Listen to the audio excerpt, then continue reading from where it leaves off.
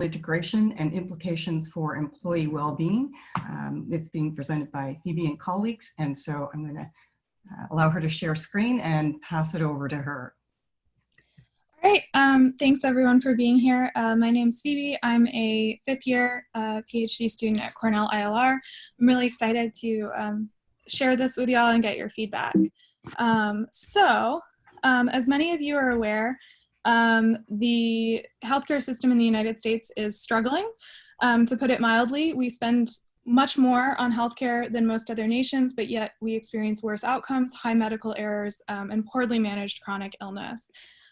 This has become particularly salient during the current pandemic, as we've seen the consequences of poor access to care, poorly managed comorbidities, as well as limited healthcare capacity.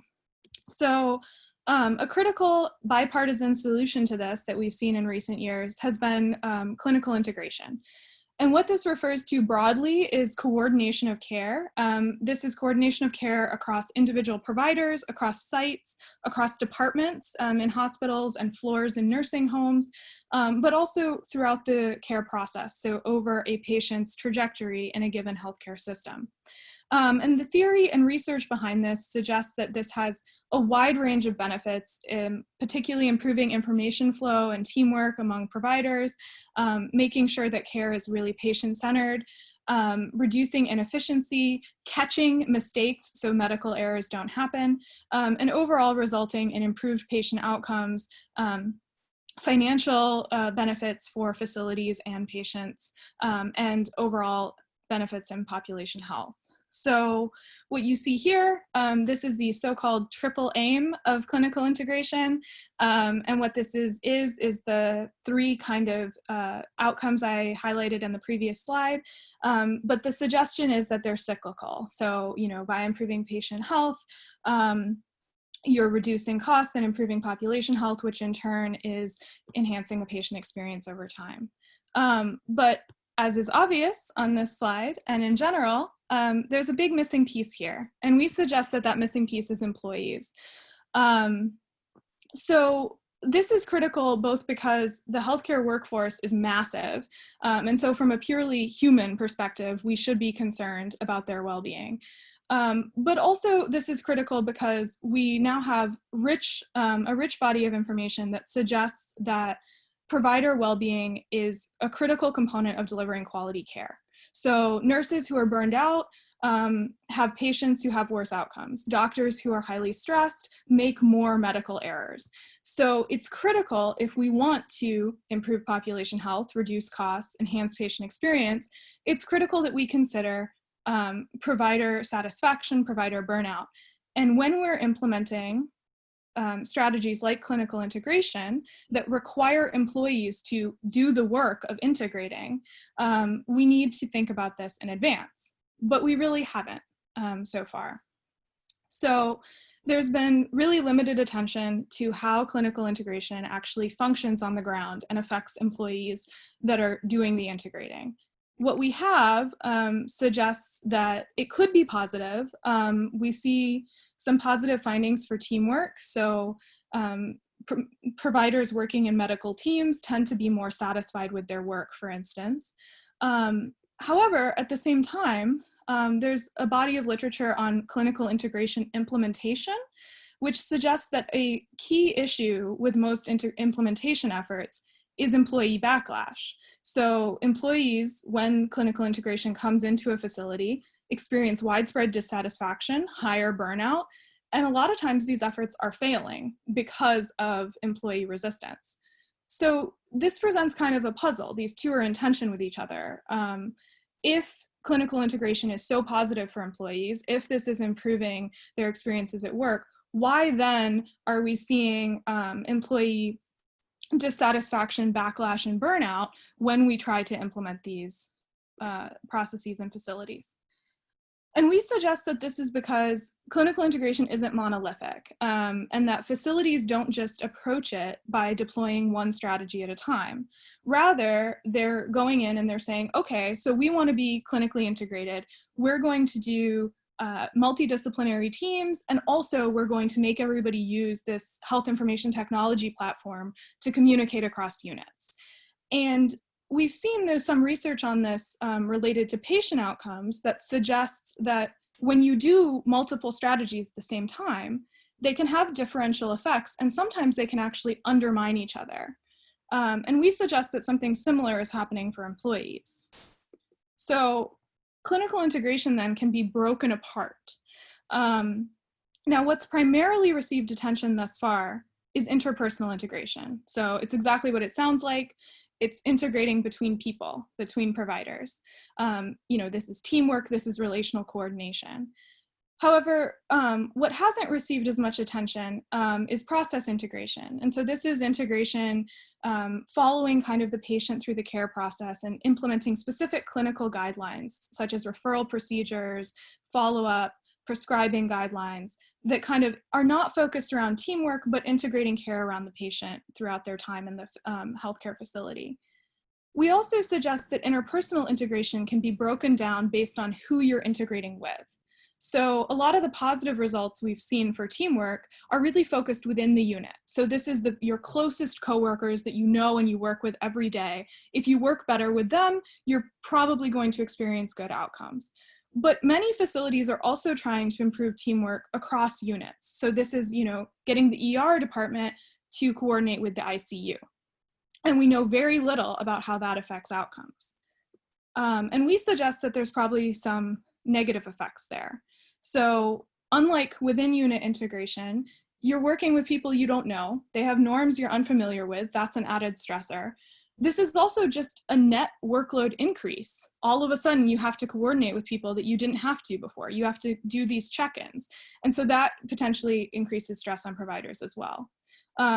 We also suggest that process integration will likely be positive for employees by reducing the ambiguity and uncertainty embedded in patient care decisions. So to study these questions, we looked at a health district in New York State that was undergoing the Delivery System Reform Incentive Payment Program, which is a huge mouthful. But basically, this is a Medicaid-based program that's designed to transition districts away from a fee-for-service model and towards a value-based payment model, which is a model where they get paid based on the quality of the care delivered. And it does this over the course of 5 years. And it does this primarily by investing in infrastructure development and system redesign. 2 of the 5 years are spent here. And across districts, the strategy was primarily focused on developing and implementing clinically integrated practices during those 2 years. And then for years 3 to 5, there's continued investment, but the outcome metrics start becoming more important. And so this is just to show you a breakdown of the funding. And so what I'm trying to highlight to you here is that this is a really conservative case of in which to test the negative outcomes of integration. This is integration implemented in a heavily resourced way and with 2 years of investment prior to starting to judge on outcome metrics. This is not how clinical integration is typically implemented. It's much more ad hoc, it's usually faster. So this is kind of the best case scenario for clinical integration. So first we conducted a survey of frontline staff, about 758 employees across 24 facilities. We measured within and between unit coordination using an adapted relational coordination scale, and then derived our own original measure of process integration. And so what you see here is pretty much what we expected. We see within unit integration and process integration are really positive for employees. They're improving satisfaction, they're reducing quit intentions. But between unit integration is a different story. It's decreasing satisfaction and increasing employees' willingness to turn over. And so what's important here is it is showcasing that there are differential effects, but it's also showcasing that the uptake of these different integration efforts varies and is inconsistent across providers and facilities. So to understand the mechanisms at play here, we decided to go back in and do some semi-structured interviews with 56 employees. And what we highlight here are three important mechanisms through which integration influences employee well-being. So first, I want to talk about proximal work interactions. So these are those kind of insignificant, like passing in the hallway and saying hi, or like having a friendly interaction with a patient. These small interactions that build up over time to kind of give you a net sense of whether your day was good or bad. And the quote that I have on the screen here is an interviewee talking about within unit integration. So this is working better kind of with their teammates, and talking about how, you know, it's really important to have someone that you can just vent to and that can buffer you from kind of the stress of healthcare work. The second bucket here is changing workflow. So I talked about this a little bit when we talked theoretically about between unit integration. And this emerged over and over again in the interviews. And it's both related to overall workload, but also to changes in how work gets done. And so this quote here is an employee talking about between unit integration. And they're talking about how even when you work really well with these people in other units and you like them and you get along with them, it's just massively harder to get your work done when you're forced to kind of work with them. You now have to go out of your way to check in with these other people, to convince them, you know, that your course of action is the right one. Everyone has different schedules. This is adding days potentially to the process. And so this is potentially a big source of stress here. Finally, what interviewees highlighted was the importance of their identity as caregivers and as professionals. And so we see this represented in this quote here about patient outcome data, which is a critical component of process integration, collecting and sharing outcomes. And this clinician is talking about how seeing that outcome data, having that available, really makes them feel like their work is meaningful, because they can see that what they're doing matters and is affecting patients. So our interviews also turned up a number of ways organizations can influence outcomes. So we've got kind of three big buckets of organizational messaging. So messaging around the transition to integrated care, messaging about employees, and you're an important part of this and of our transition, and messaging about integration itself. So what it is, why facilities are doing it, how it's going to affect patients.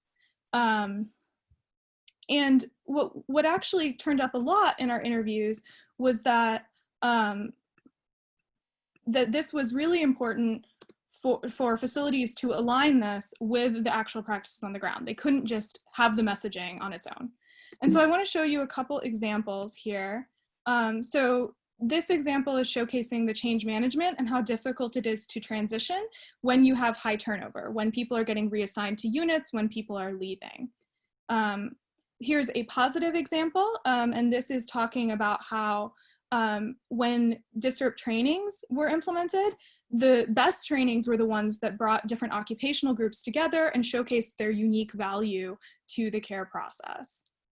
And finally, I think this is a particularly powerful one, talking about how integration can feel like the flavor of the month, because when facilities say integration is important, but they don't actually take the time to talk to employees about how this is going to look like on the ground, then it feels like they're just doing the latest trend. So in conclusion, what we suggest is that clinical integration has a whole lot of promise for fixing our struggling healthcare system, but we can't fix what's broken if we don't actually engage with employees. Between unit integration represents a particular challenge, but we have some ways that organizations can maybe mitigate these challenges if they attend to them going forward. And I just want to bring us full circle back to kind of the pandemic here. Obviously, you know, the pandemic has highlighted in a particularly acute way the importance of providers to ensuring that all of us stay healthy. But I think that if anything, this should show us going forward how critical it is for us to keep our healthcare providers well, healthy, not burnt out, and engaged if we hope to achieve good care. So thank you. I look forward to your questions. Excellent. That was very interesting research. Can we open it up for some questions for Phoebe and colleagues?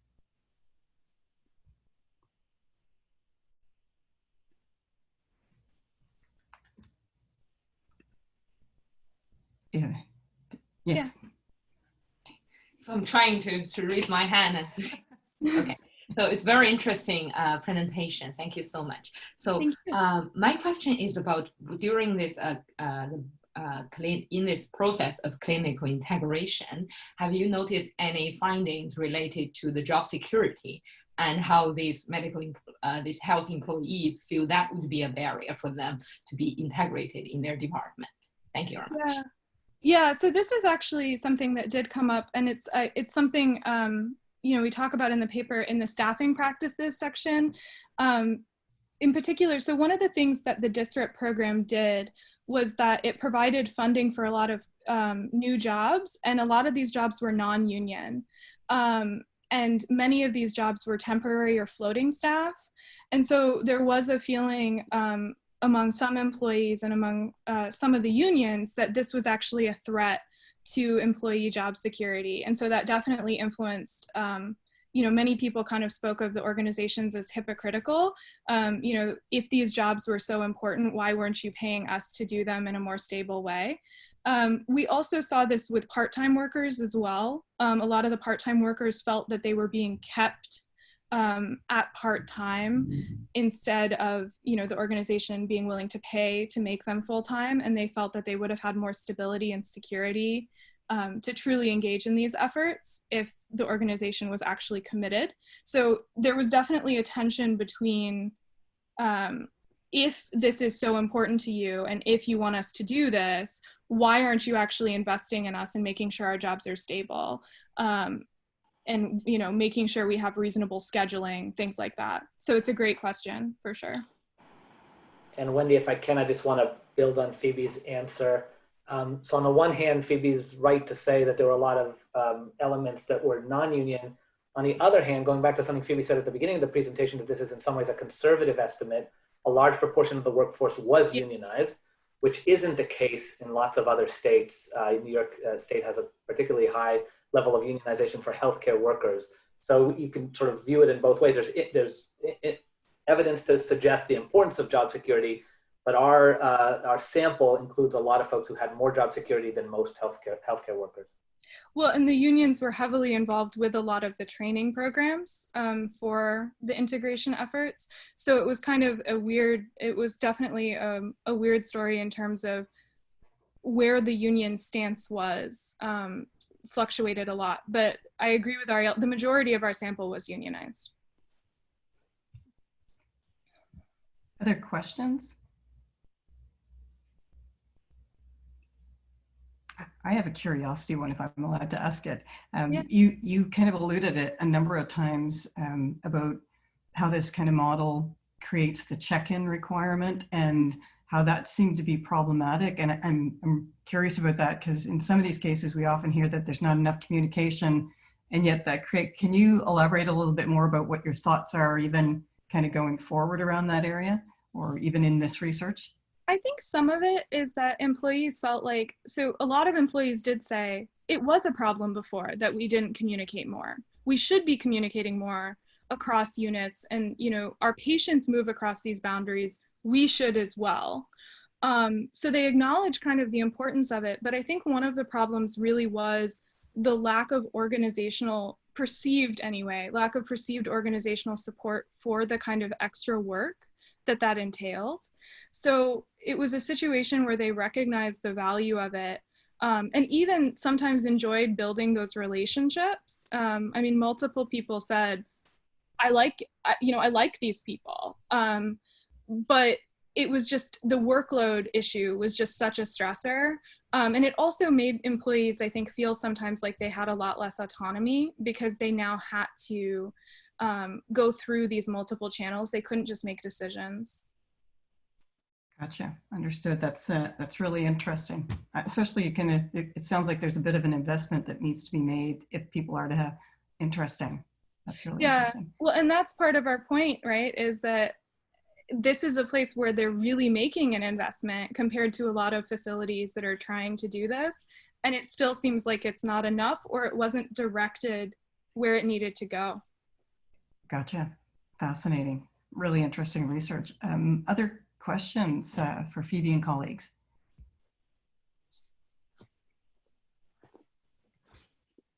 Okay, we probably will have time as we get to the end. So if as we move through their presentations, you think of other things, hopefully they'll still be around and you'll be able to ask them some more questions. A fascinating study, so thank you so much for sharing it with us, and a lot to think about on it too. I'm wondering if we can, now we'll move on to our next presenter, and if you want to share your screen. And I will mute myself so that I think the recording is still moving. Okay, so is a slides, can everyone see the slides now? Yes, we're good. Okay, great. Thanks very much, Wendy. Good afternoon, everyone. Thanks very much for attending our session. And I'm Desai Shan. I'm an assistant professor in occupational health and safety in Memorial University of Newfoundland. Today, my presentation is about the need to enhance marine occupational health and safety in Canada. And today is June 25th, which is the Day of Seafarer.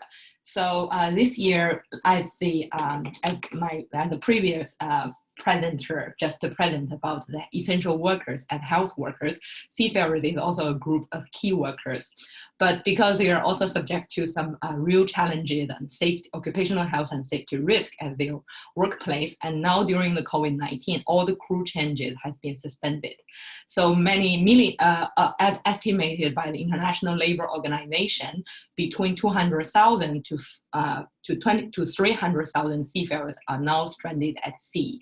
So today's seafarers theme is seafarers are key workers. So during this COVID-19 pandemic, we need to send our salute to the essential workers, including of the health workers, as well as these transport workers who bring food, fuel, and medical supplies to us.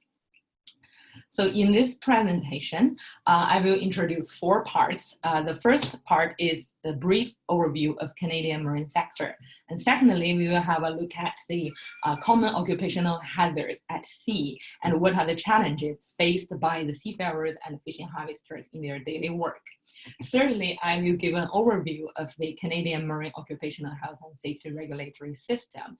And then, based on the weakness we have identified in this system, we will discuss the need to enhance this system and how to better protect our fishing harvesters and seafarers in Canada. Canada is a traditional maritime nation with the world's longest coastline, and with 373 seagoing vessels, Canada has the world's 30th largest fleet. According to the Canada Consensus 2016, there are 3,125 licensed and 1,355 unlicensed seafarers employed in the maritime sector. The shipping industry supports about 100,000 maritime-related jobs. In terms of the fishing industry, Canada was ranked 24th in terms of marine capture production, and about more than 45,000 fishing harvesters and more than 26,000 fish processing workers actively in the industry. So approximately 72,000 Canadians make their living directly from fishing and fishing-related activities. Since the early 20th century, there's continuous efforts in the safety management and regulation, including both at the international level through the International Maritime Organization, International Labour Organization, and sovereign states. Maritime casualties have significantly decreased. However, marine risks still remain in Canadian waters. So for example, in the case of Bruce Glynn, the third officer, Alfred, was lowered from the ship to a dock on the St. Lawrence Seaway in order to tie off the ship. Alfred lost his balance and fell into the water. Soon after sent to the hospital, he was pronounced dead. Alfred is one of the victims of occupational accidents in the maritime industry. And the transnational study showed that 8.5% of the seafarers suffered an injury during their most recent tour of duty. And the Danish study also found that the fatal accident rate in merchant shipping is 10 times than that in shore-based industries. as we can also see that the injury mortality rate of Canadian seafarers is 22 per 100,000 workers, while the injury mortality rate for average injury mortality rate among Canadian provinces and territories is between 0.8 to 7.7 per 100,000 workers. The mortality rate of Canadian seafarers is significantly higher compared to other group of workers. Fishing is also one of the most dangerous occupations in Canada, with a fatality rate of 115 per 100,000 persons. This number is about 5 times of Canadian seafarers' mortality rate. So much higher compared to ordinary working force. So, and the year of 2018 was also called the deadliest year in over a decade for commercial fishermen in Canada. And by October of that year, 17 fatal accidents were reported. The fishing industry has long registered large numbers of accidents and fatalities. And since 1992, Transportation Safety Board of Canada has made 48 recommendations to address safety deficiencies. And since 2010, it's already 10 years ago, fishing safety has been on the watch list for the TSB. Basically, there are plenty of these different government agencies trying to address the high fatal risk in the fishing industry. Considering the hazardous nature of shipping and fishing activities, the marine occupational health and safety regulatory system is crucial to protect the health and safety rights of seafarers and fishing harvesters. And in the Canadian Constitution, employment and labor legislation, including occupational health and safety law, is primarily a provincial responsibility. But there are some exceptions, such as undertakings have an extra-provincial or international character. So ferries, shipping, and marine transport are subject to federal jurisdiction. And if we take a detailed look at the Canadian Occupational Health and Safety regulations applicable to seafarers and fishing harvesters, we will find, although they are both marine workers, the laws and regulations applicable to them are a little different. So for seafarers, their occupational health and safety rights are subject to the federal jurisdiction and regulated according to the Canada Labour Code Part 2 and Maritime Occupational Health and Safety Regulations. And in addition, the Canada Shipping Act and its marine personnel regulations also incorporate certain labor standards in the Part 3 Maritime Labor Standards, which stipulate detailed requirements related to recruitment, employment conditions, hours of work, and rest, shore leave, food and water, and onboard complaint procedures. So this is a very interesting legislative model, because usually we would say that for the labor issues and occupational health and safety rights, that's subject to labor law.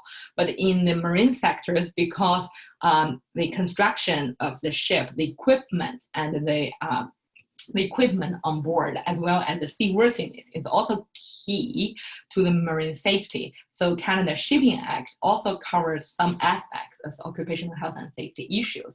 And more prominent is that even have a part of maritime labor standards. And in other area and sectors, usually that it belongs to the labor code rather than a technical code like Canada Shipping Act. For fishing harvesters, their occupational health and safety issues also subject to both federal and provincial jurisdictions. So for example, like the vessel safety part, the vessel safety are subject to the Canada Shipping Act, fishing vessel safety regulations, and the large fishing vessel inspection regulations. For their safety training, that is subject to the marine personnel regulations, to which stipulate what kind of safety training a fishing harvester, like a fishing crew, need to receive. But for their occupational health and safety rights, they are subject to the occupational acts and regulations. So when both federal and provincial regulations may apply to the marine occupational health and safety issues, the conflicts of law and jurisdiction may occur. And the case of Mercy Seafood is one example. So in this case, Mercy Seafood is the owner of seagoing fishing vessels, including Mercy Venture, a factory freezer shrimping trawler about 60 meters long and more than 2,300 gross tonnage and has 27 crew. The port of registry is Nova Scotia, but it fishes from shore to the Greenland coast. So it's basically doing international fishing and about 1,500 nautical miles at sea, and time at sea is between 30 to 50 days, conducting fishing in Arctic and near Arctic region. And in this case, in 2005, the provincial crown charged Mercy Seafood with 8 counts of alleged violation of Nova Scotia's Occupational Health and Safety Act, including failures to provide and ensure the use of personal flotation device, to supply fresh air, establish occupational health and safety policy, program, join occupational health and safety committees. The Mercy Seafood made a preliminary motion for the dismissal of these charges based on the fact that these charges should be fall into the federal jurisdiction, and the Provincial Occupational Health and Safety Act is not applicable because of interjurisdictional immunity. So that basically means if the federal occupational health and safety regulations are applicable, then the provincial one should not apply. So they can't both applicable to one case. So at the first trial, the provincial court judge confirmed that the fishing occupational health and safety is a matter subject to federal regulation, in particular the Section 2 of Canada Labour Code, but the Nova Scotia government appealed. The Court of Appeal held a different opinion from the provincial court judge, and they found that Mercy Seafood is a provincial undertaking, even though that they are doing international fishing and their carrying power is no less than any small scale cargo ship. But the Court of Appeal argued that it's because it's registered in the registered in Nova Scotia, and it should be deemed as a provincial undertaking. And the Part 2 of the Canada Labour Code and Maritime Occupational Health and Safety Regulation should be replaced by the Nova Scotia's Occupational Health and Safety Act. The Nova Scotia's Court of Appeal's judgment basically confirmed that provincial occupational health and safety regulations are applicable to fishing vessels. But the implication of this case is a little bit concerning, because if for the Provincial Occupational Health and Safety Acts, not many provinces have a specific regulations applicable to the vessels. So only British Columbia and Newfoundland and Labrador in Canada have a specific clarified regulations applicable to their fishing vessels. All other provinces usually apply general workplace legislations to fishing vessels. And considering fishing and shipping is an international, usually international business, and there are also international standards such as Maritime Labor Convention and safe work on fishing vessels convention by the International Labor Organization. So this kind of confirmed provincial jurisdiction applicable to fishing vessels may lead to uneven protection among Canadian fishing harvesters. So the second need to enhance the marine occupational health and safety in Canada is Canada need to make efforts to close the gaps between Canadian health and safety standards and international standards. Canada is as a developed country and also is the first country in North America ratified the International Convention, Maritime Labor Convention in 2010. But after 10 years passed, there are still significant gaps between the Canadian maritime labor standards and the international maritime standards. So for example, in terms of the hours of rest, so as a group of key workers or shipping industry, the 24/7 essential industry, seafarers are exempted from the maximum hours of work stipulated in the Canada Labour Code, which are 48 hours per week. So essential works usually sometimes mean that general labor law may not be applicable, and they always subject to some specific rules to support the 24/7 business of the transport.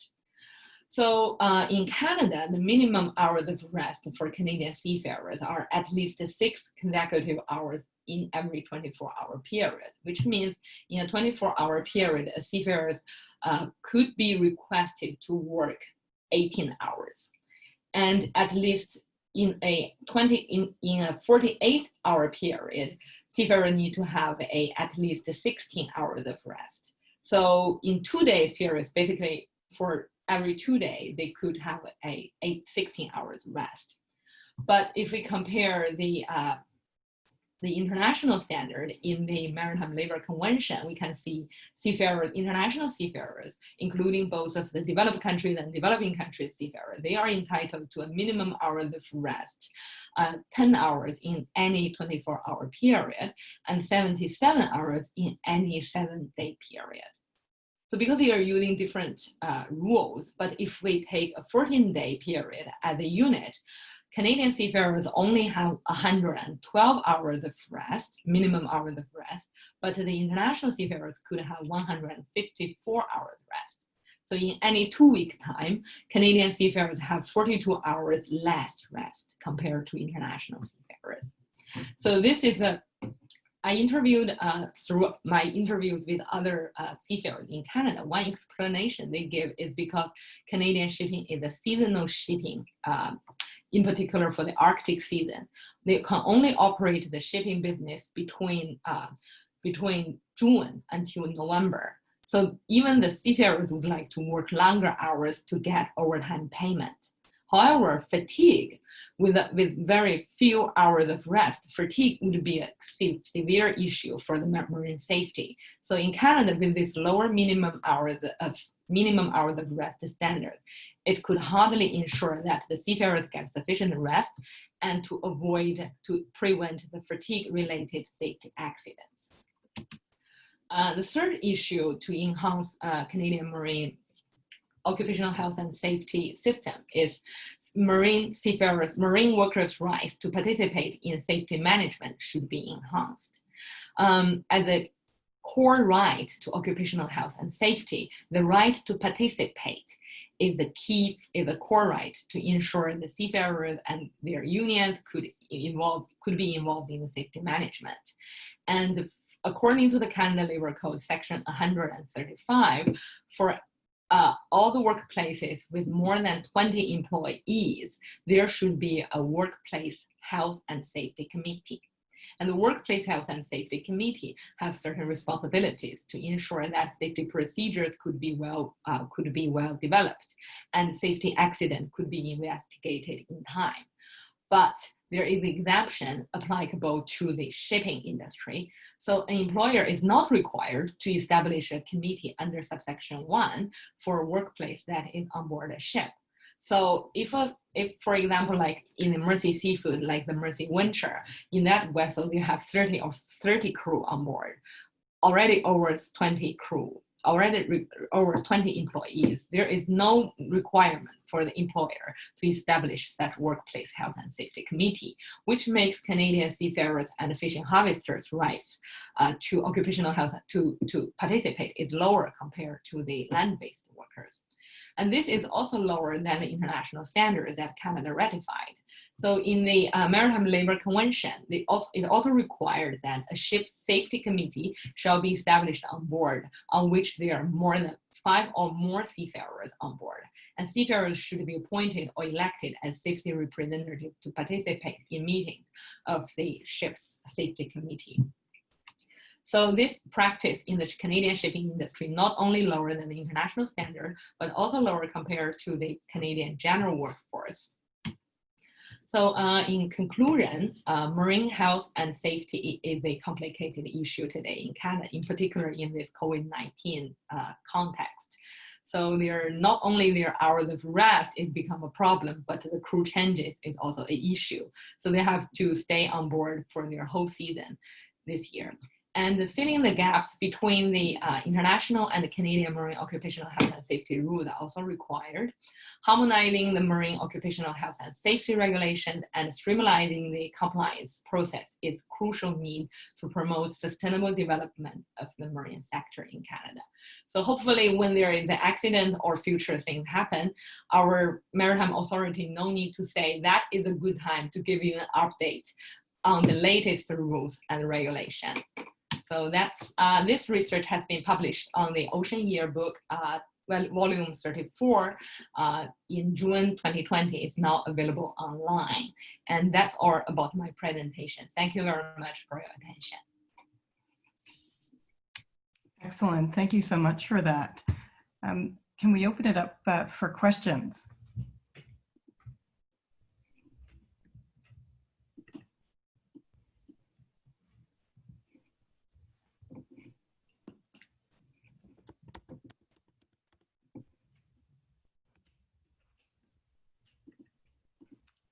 Some questions.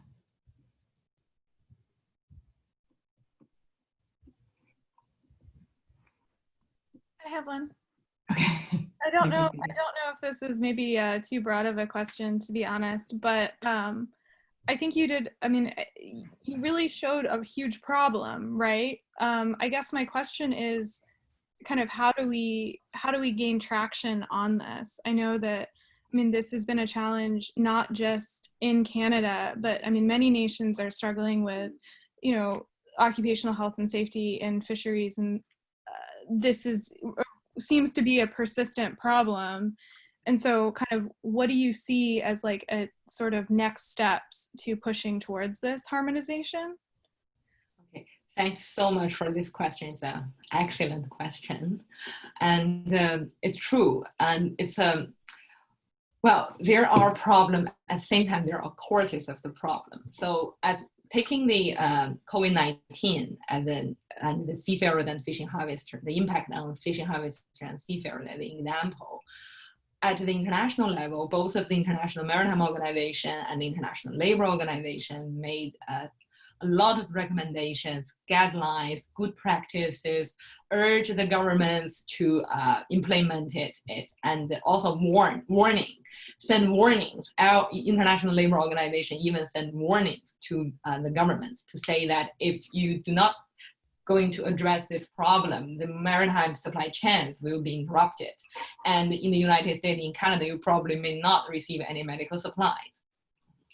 But the issue is like the government itself, cannot see the big picture of the international governance, why this is so important for them. So they are more focused on their local interests. So such as also in the Diamond Princess case. So the cruise vessels need to call a port and to conduct quarantine, and also the seafarers need to exchange, but very few governments would like to cooperate. And the issue here is how to harmonize these standards. The current model is to say making standards through international organizations and the government will cooperate. But the issue for the federal governments, for example, like Canada or United States, this kind of implement and enforce such standards is a federal power. But at the local, the province and states have even probably also their power to say no and to refuse to cooperate. So that makes seafarers and fishing harvesters sometimes in a green space or even a vacuum of regulations.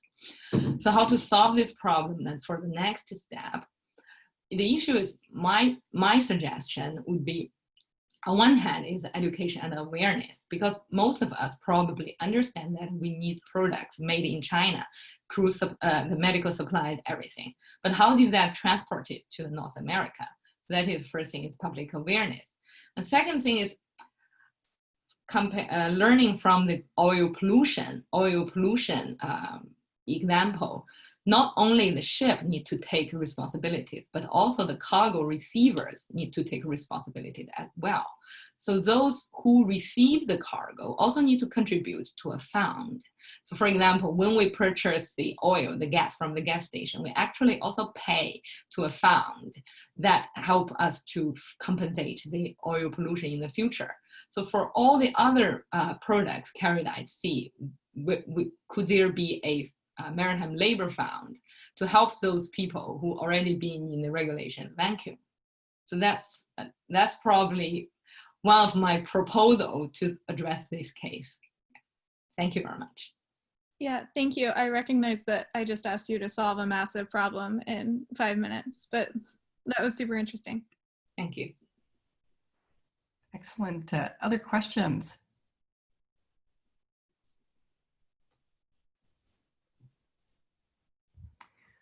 Okay, what we can do is move on to the next presentation. We will have time at the end, so I think if anything occurs to you that you want to circle back to the first two presentations, then we'll have an opportunity to do that, and you can ask some questions. So thank you for that. Okay, bear with me a moment while I share my screen.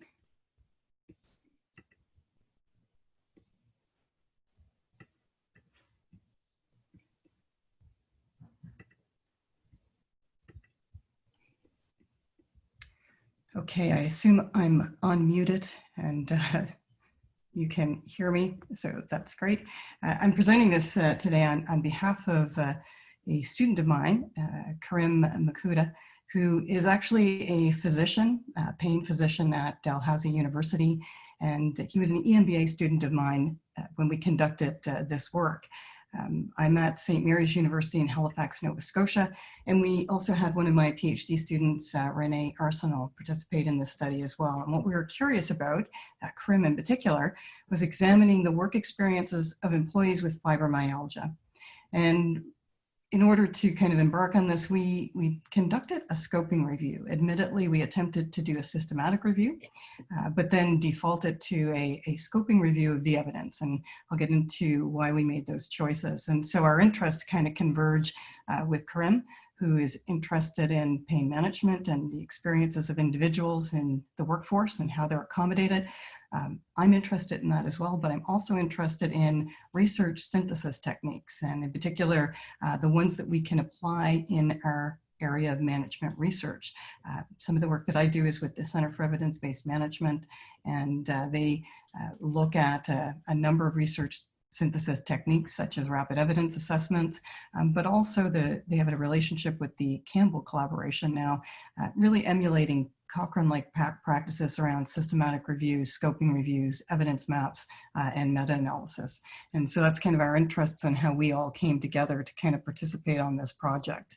I'll give you a little bit of an overview about fibromyalgia.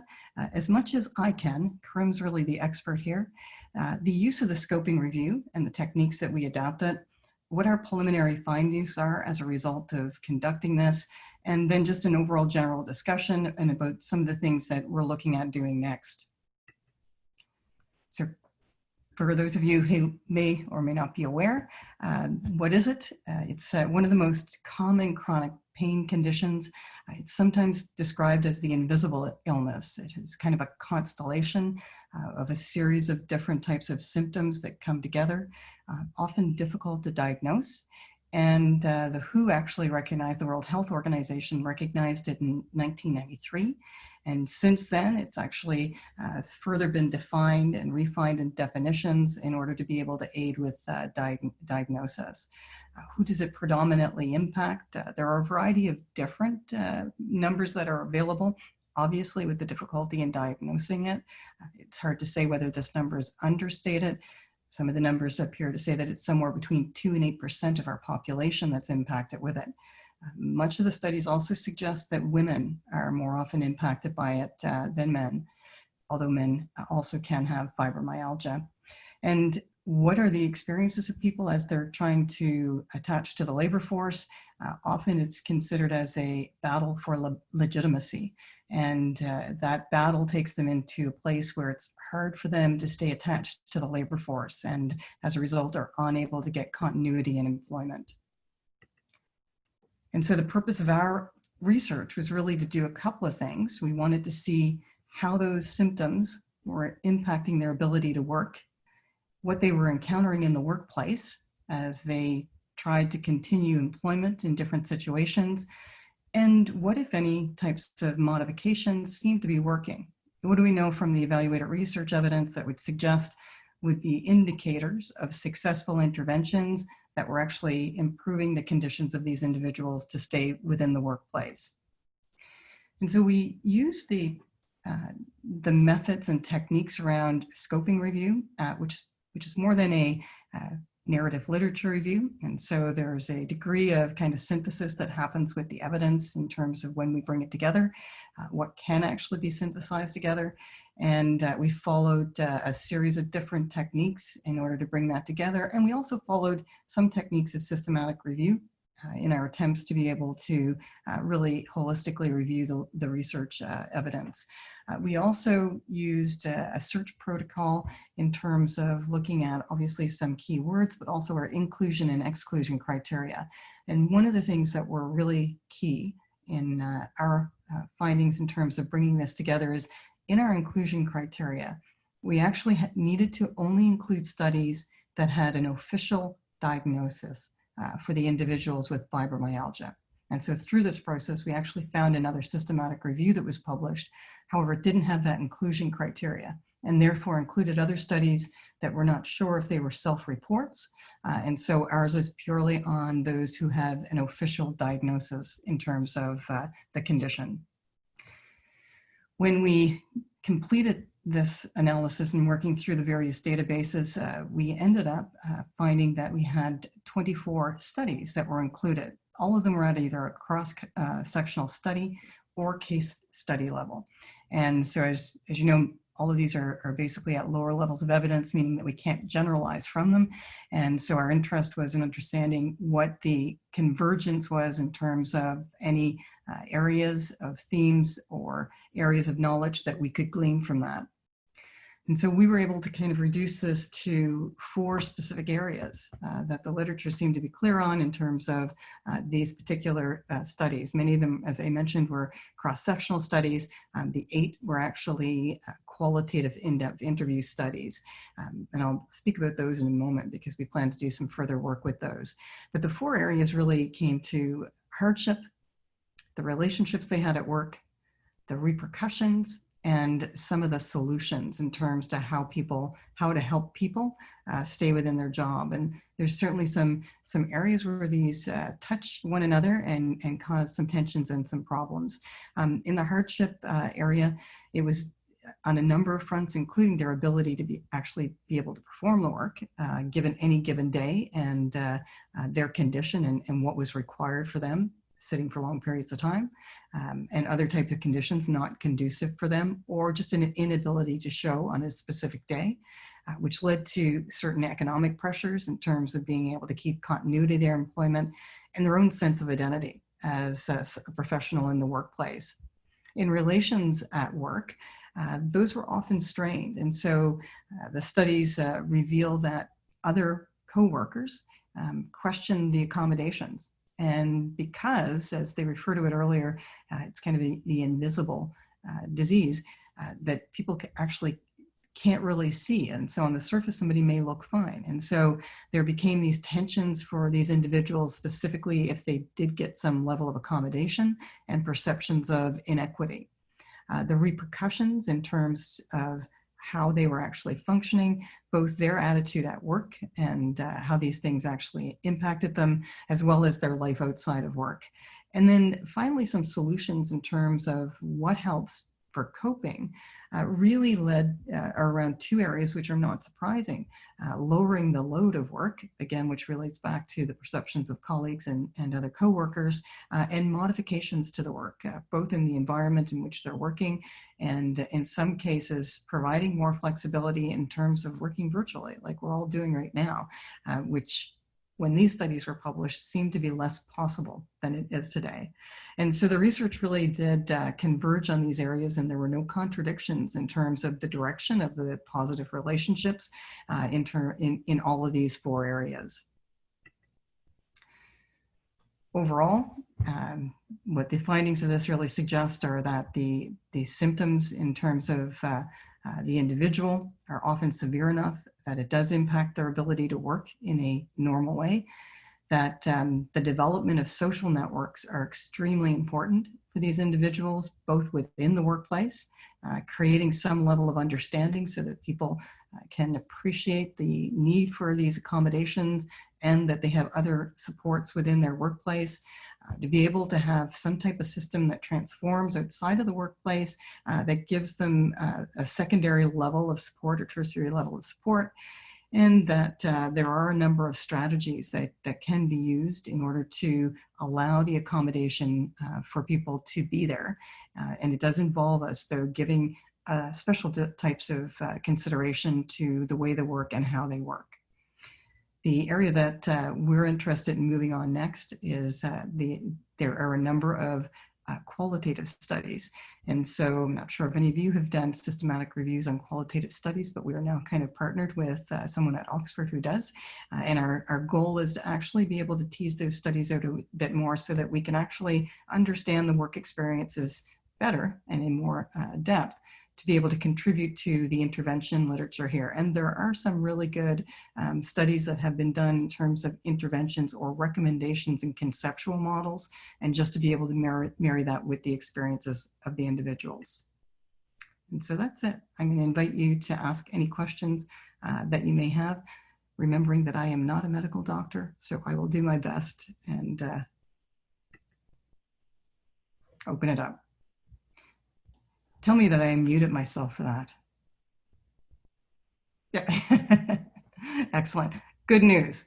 Yeah. Okay. Yes, please.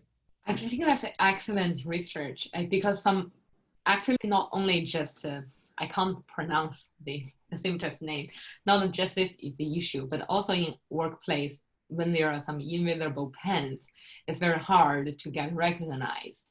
So my question is, because usually there are two, because I did a research on workplace injury and fatality previously. So for the people who suffer certain workplace injury or disease, usually to get a medical note or a recognition from their doctors is challenging. And then to return to accommodate these people to return to work or to accommodate their special needs at work also need to go through very lengthy procedures. So I would like to ask, probably because you mentioned that in the next step you're going to do the qualitative interview, but have you got any current findings from the literature or your current research to see which procedure may be the most challenging for the people suffering from this symptom? Do you mean what type of work specifically, or just what type of intervention may be more helpful for them? Yeah, what intervention would be more helpful for them when they need to get recognized by the doctor, and or during the return to work process? Yeah, excellent question. And again, the student who worked with me is a chronic pain doctor, so I was advantaged in that way. He can speak to that better than I can. But what we did find in the studies that we identified, where they have actually looked at people who have been officially diagnosed, and they talked about their experiences in workplaces. There were workplaces that were offering them more flexibility in terms of when they show up, what time of day they show up, and how long they could work in certain conditions. Flexibility around that, those seem to be the keys, because of the unpredictable nature of fibromyalgia. And that the other item that always surfaced with this is, because it's referred to as this invisible disease, that they're always struggling for legitimacy. And so the interventions, in my mind, when we brought the evidence together, seemed to be fairly straightforward and manageable to do. I think the bigger challenge is the stigmatization of fibromyalgia, and that we struggle more with that and these perceptions of equity, that they're not working as hard as somebody else. And so my view, based on what we've seen through the scoping review, is they're not necessarily impossible accommodations. They're challenging when it comes to our mindset and our perceptions of fairness and equity. Yeah, thank you for that question. Thank you. Yeah, Phoebe.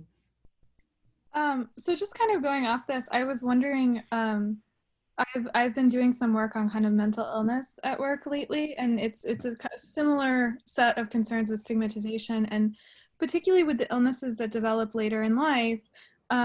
one of the things that's come up is that people are shifting occupations or shifting career paths. So I was curious, I guess, about two things. One, what kind of workplaces are represented in, you know, the studies that you're looking at? So like, what kind of jobs are these? And are you seeing kind of patterns of occupational segregation almost by, you know, these workers kind of being forced into certain types of jobs to accommodate their illness? That's an excellent question. So the cross-sectional studies, so most of the studies that we saw were actually done through a hospital. So in other words, it was a pain clinic and the patients were invited to opt into a study.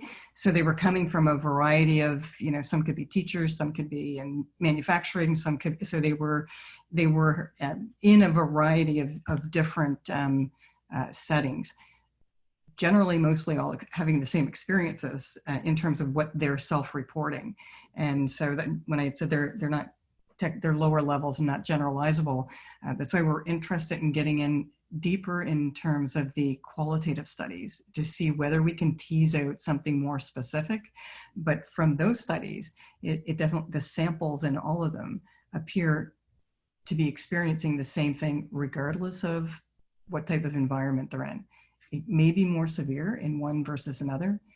One of the things, and it's interesting to mention about mental health, and I have an interest there as well. One thing that I find in terms of both fibromyalgia and mental health is that we miss such vibrant employees when we're not able to make these accommodations. And specifically with fibromyalgia, the statistics seem to be very clear that it is more women who are impacted, and which means that they're falling out of the labor force and aren't able to have continuity, which impacts them later in life in terms of pensions and other type of things. And so I think that both areas are concerning because we lose people when we can't make these kind of accommodations. Yep. That's really interesting. Thank you. Okay. What I'll do now is we have a little bit of time. If people have thought of questions for the other two presenters, we can take them now. And I would welcome any kind of, I thought about this and now I wonder. And if not, people may want to share their email address on the side, maybe the two other presenters, in case you'd like to follow up with them later on their studies. I'll give a moment just to see if we have any other questions.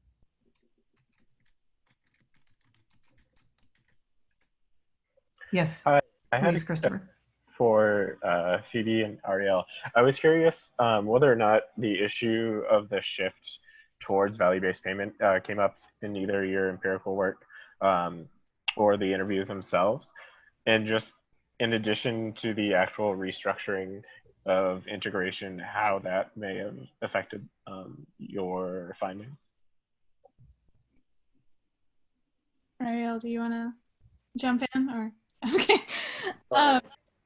So, I mean, I think this is actually really interesting because there's two parts to my answer to this. One is a surprising number of the employees didn't know what value-based payments were, demonstrating that there is some failure of messaging happening. So, you know, we talked to administrators and stuff, and they, you know, they said this is a crucial part of our training. We're telling everyone knows, but in both our surveys and our interviews, we had questions about value-based payments, and a shocking number of frontline employees had no idea.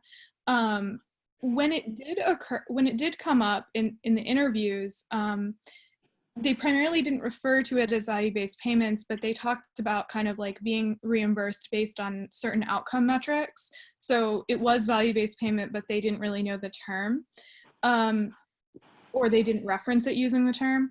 But when it did come up, what was interesting to me was the degree to which there was kind of frustration with some of that shift. Some providers were very on board with it, but particularly around issues of behavioral health, substance abuse and mental illness care. There was a lot of kind of, I guess, an implicit judgment of kind of the patient population and a feeling that it would be impossible to achieve these metrics because, you know, as a provider, you can only do so much if the patients aren't willing to cooperate. And so I do think that probably added to the stressors that we saw in terms of this rising dissatisfaction. I'm not sure, Ariel, if you have anything you want to add. Yeah, no, just to build on that, Phoebe and Chris, thanks for the question. I think this sort of, in terms of the implications of this additional change or this overarching change while we were conducting this study can sort of cut in two ways. On the one hand, I think it adds to Phoebe's early comment about this being a conservative test, because this is a real articulation of the importance and need of integration. So it's sort of bundled with a clear sense of urgency and need. In that sense, I think we're less concerned about the findings. On the other hand, and I'm not sure this is what you're alluding to, but Phoebe's point, I think, gets at this a little bit, is you might say that some of our findings are sort of mixed up with perceptions about this broader, big, consequential sort of change in the way healthcare is operating. And so to that extent, I think the interviews probably can get at that and tease that apart a little more. But you're right to say there's this bigger change that's happening, and we're capturing integration, which is a big piece of that larger, broader change.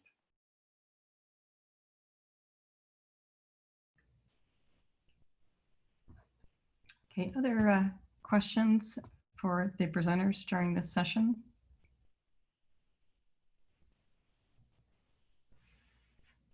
Okay, any last words from either of our presenters?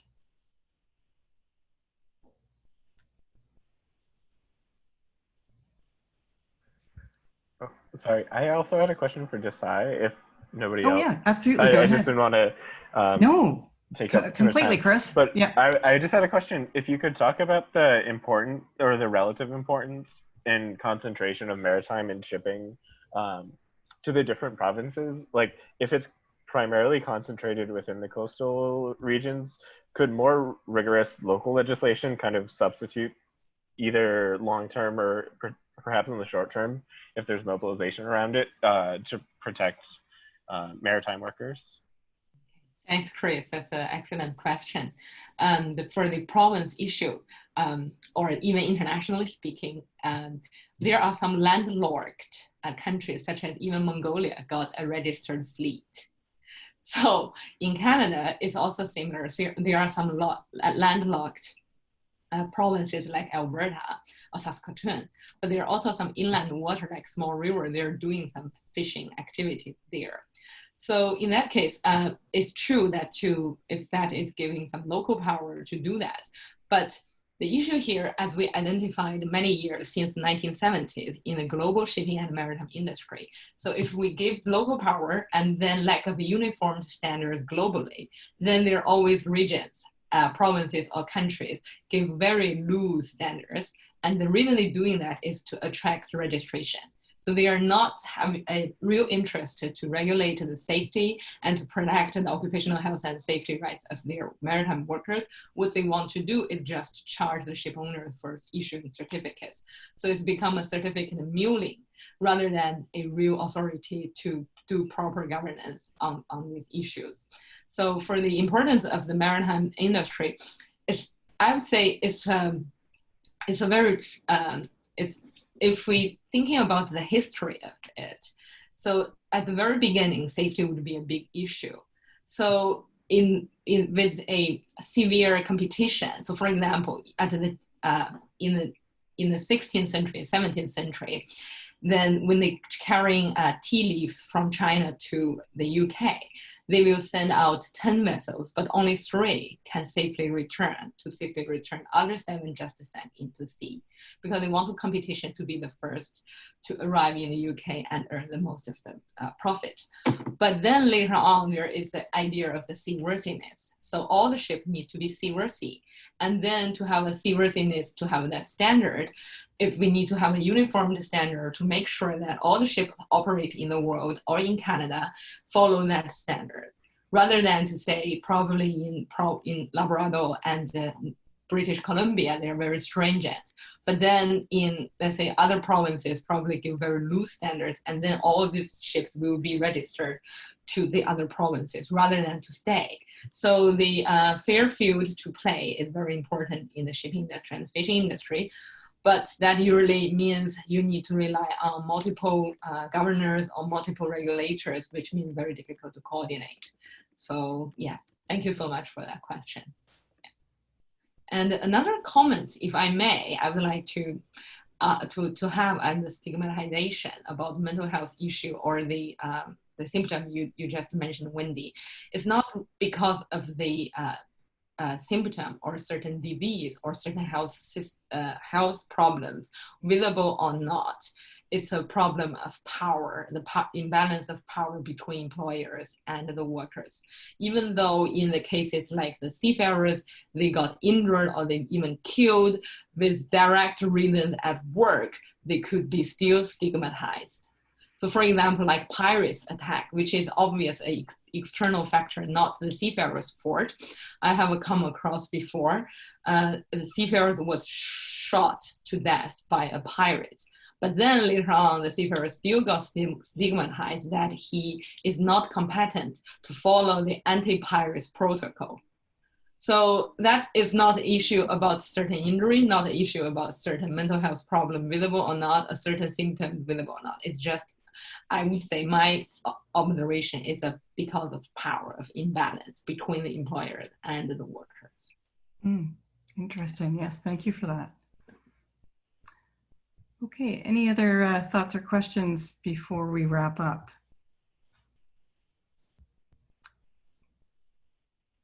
I'd like to thank all of the other presenters. Really interesting work. Thank you for sharing it today. Gunter, thank you for being here. It was nice to know that we had somebody with us who could help us if we ran into some problems, so we really appreciate that.